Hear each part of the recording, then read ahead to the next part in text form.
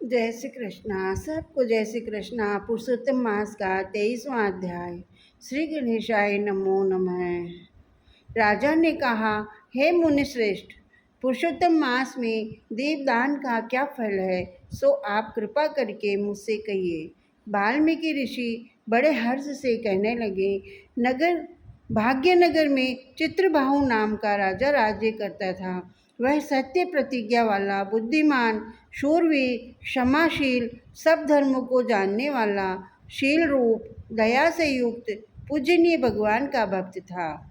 एक दिन दूर से आए हुए अगस्त मुनि को देखकर दंडवत नमस्कार किया। विधि से पूजन करके भक्ति से आसन बिछाकर ऋषि के आगे बैठ गया।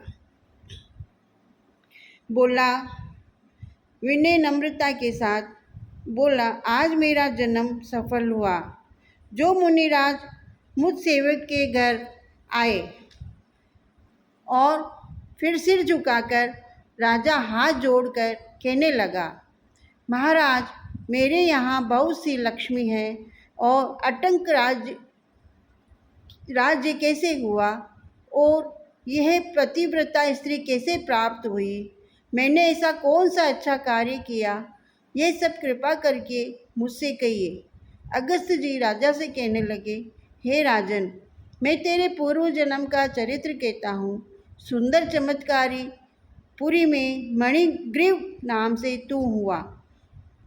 तू नास्तिक दुष्ट चरित्र वाला, कृतज्ञ खोटी बुद्धि वाला, परंतु तेरी यह सुंदर स्त्री मन कर्म वाणी से पतिव्रता, सेवा में परायण, महाभाग्यशाली, धर्म में निष्ठा रखने वाली, तू पाप कर्म करने वाला, जाति वाले और भाई बंधु से त्यागा हुआ था।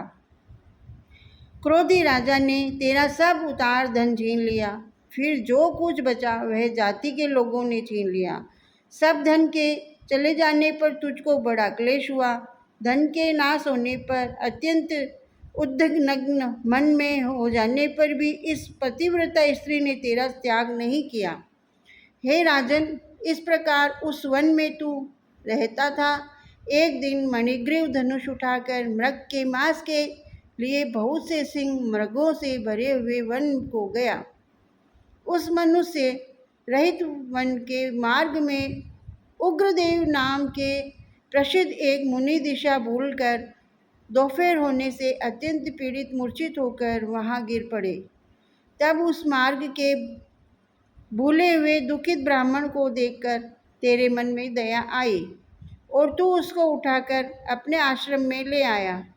तुम दोनों स्त्री पुरुषों ने उस उग्रदेव की अत्यंत सेवा की। तब यह महायोगी चेतना को प्राप्त होकर आश्चर्य करने लगा कि मैं कहाँ था और इस वन में मुझको कौन लाया। उग्रदेव बोला, मैं तुमको नहीं जानता हूँ, तुम कौन हो सो बताओ, क्योंकि बुद्धिमान ब्राह्मण को बिना जाने हुए नहीं रखना चाहिए। मणिग्रीव कहने लगा, हे ब्राह्मण, मैं भाई बंधु तथा जाति के लोगों से त्यागा हुआ मणिग्रीव नाम का शूद्र हूँ। उग्रदेव ने शूद्र के वचनों को सुनकर अत्यंत प्रसन्नता से फलहार कर जल पिया। तब मणिग्रीव ने, हे मुनिश्रेष्ठ, मनुष्य रहित बिना जल के दुष्ट सिंह व्याधि जंतुओं ने परिपूरित इस महावन में आपको कहाँ जाना है? उग्रदेव जी बोले, मैं ब्राह्मण हूँ, प्रयाग जाने की इच्छा से इस अनजान वन में आ गया हूँ।